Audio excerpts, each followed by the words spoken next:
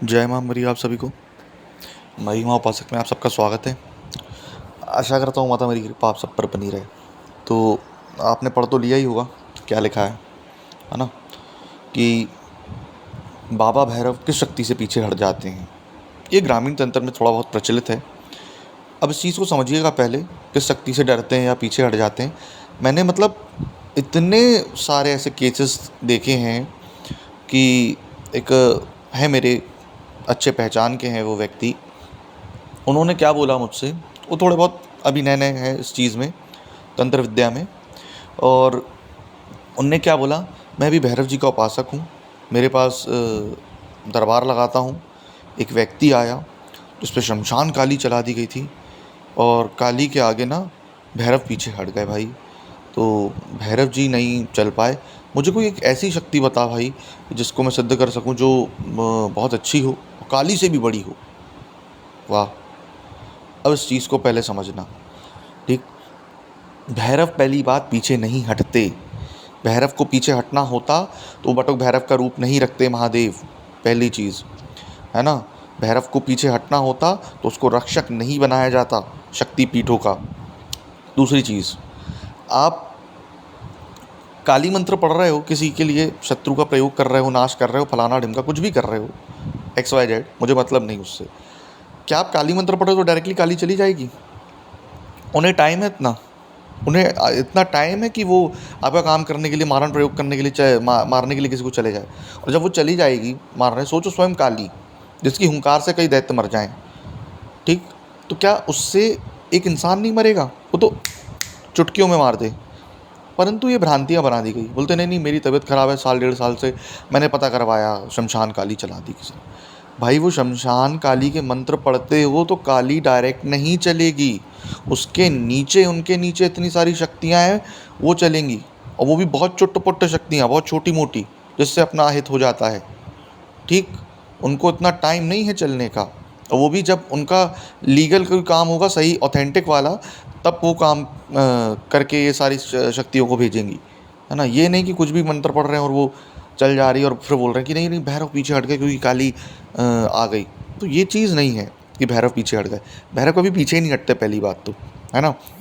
Recently मैं खुद अभी उज्जैन से ही आ रहा हूँ आज सुबह, और भैरव कभी पीछे नहीं हटते। मैं लिख कर स्टाम्प पेपर पे लिख के दे दूँगा, ठीक, कि कभी पीछे अगर वो हट जाए अपने कर्म से, कभी भी नहीं। अगर आपने भैरव जी को सिद्ध किया है, उनके मंत्रों का उच्चारण कर रहे हो, उनके पाठ, उनके स्त्रोत का उच्चारण कर रहे हो, उनके अष्टक का उच्चारण कर रहे हो, लाइफ लॉन्ग, इवन मौत खड़ी रहेगी तो भी आपसे वो पीछे नहीं हटेंगे, मौत से लड़ जाएंगे आपके लिए, है ना। भैरव का काम ही ये है, रक्षा करना, भय का हरण कर दे। जो वो इतने भयंकर हैं कि भय भी उनसे डरता है।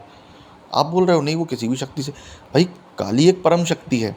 पहली बात, वो इतनी जल्दी चलती भी नहीं, है ना।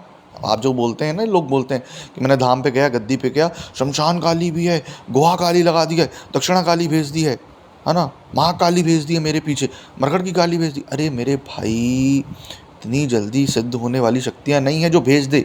कलयुग में तो कोई नहीं है जो ऐसा करके भेज दे, है ना, और भैरव पीछे हट जाए, ठीक।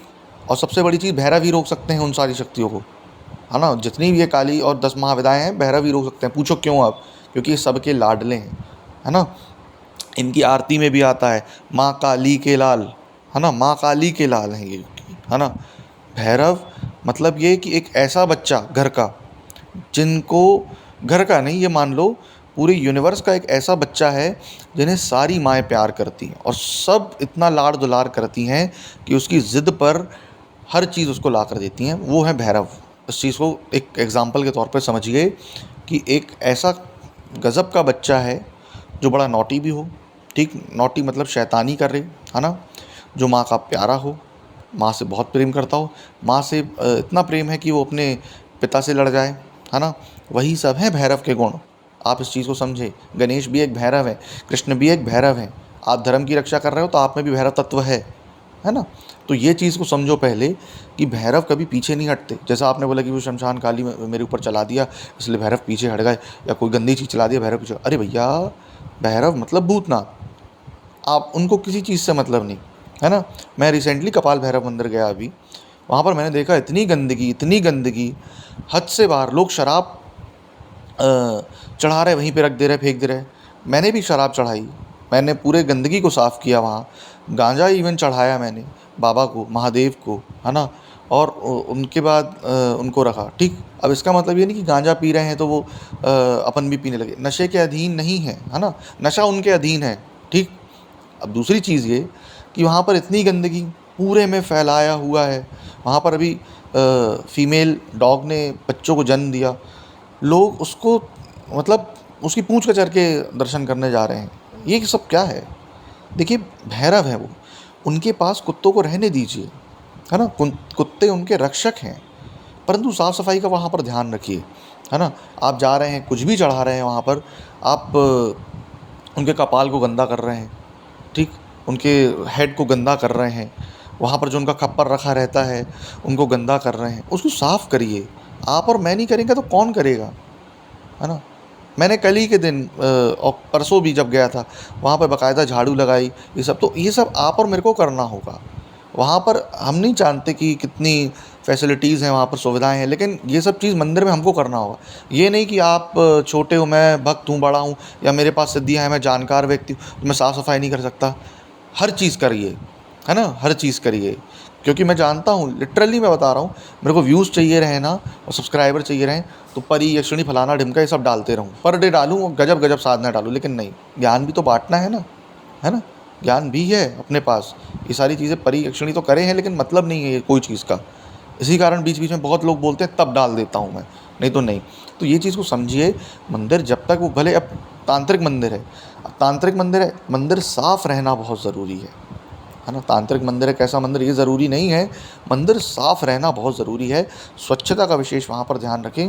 बाबा कपाल भैरव का जो मंदिर है उसकी बात कर रहा हूँ मैं, वहाँ पर काफ़ी गंदगी, तो उसका हमेशा कभी भी जाएँ तो आप साफ़ सफाई का ध्यान रखें। और दूसरी चीज़ ये कि मैंने ये जो देखा कि जो, हाँ, आप टॉपिक पे आते हैं, उसने ये बोला था कि शमशान काली है तो भैरव उनसे डर जाएंगे और पीछे भाग देंगे। भैरव कभी उल्टे कदम नहीं चलते, है ना। भैरव कभी उल्टे कदम नहीं चलते, ये हमेशा याद रखना। उज्जैन में जाइएगा, ठीक, उज्जैन में इंदौर गेट के पास एक उठापटक भैरव, उठापटक भैरव, उन्हीं की फ़ोटो डली है अभी इसमें, फ़ोटो उस पर वीडियो पर, ठीक, थंबनेल पे। अब उठापटक भैरव जो है, उठापटक भैरव का मतलब क्या है आप समझिए पहले, उसकी भी साधना होती है शाबरा मंत्रों से। उठापटक भैरव का मतलब ये है कि जो आपके कर्मों पे चले, आपको उठा के पटक भी तक देगा, और अगर आप सही होगे तो आपको सिर्फ उठाएगा। उठापटक भैरव जिसको बोलते हैं, भैरव के बहुत रूप हैं। इसको ये मत समझिए काली चला रहे, दुर्गा चला रहे तो पीछे हट जाएंगे, भाई आपसे पहले वो उनका लड़का है ना, वो उनकी ज़्यादा बात सुनेंगे, आपकी बाद में सुनेंगी। तो ये भ्रम फैलाना बंद करें, जो शमशान काली चला दिया तो मेरे से भैरव हैंडल नहीं कर पाएंगे, मैं भैरव को त्याग दूंगा, ये वो सब बहुत ओछी चीज़ है। और ऊपरी चीज़ आओ, सबसे ग्रो करो, है ना, तंत्र को समझो, है ना, कि भैरव कभी नहीं रुकते, भैरव कभी उल्टे कदम नहीं चलते, है ना पीछे आते हैं। हज़ार मशान भी आ जाए ना, तो भैरव में वो ताकत है, वो शक्ति है कि उनके मंत्रों, उनके नाम से बस वो सारे लोग भाग जाते हैं, ठीक। इसलिए जय भैरव बाबा बोलिए, जय मरी माता बोलिए, वीडियो को एंड करते हैं। और कृपया ऐसे दूसरे टॉपिक मत लाया करें, है ना। जय माँ मरी।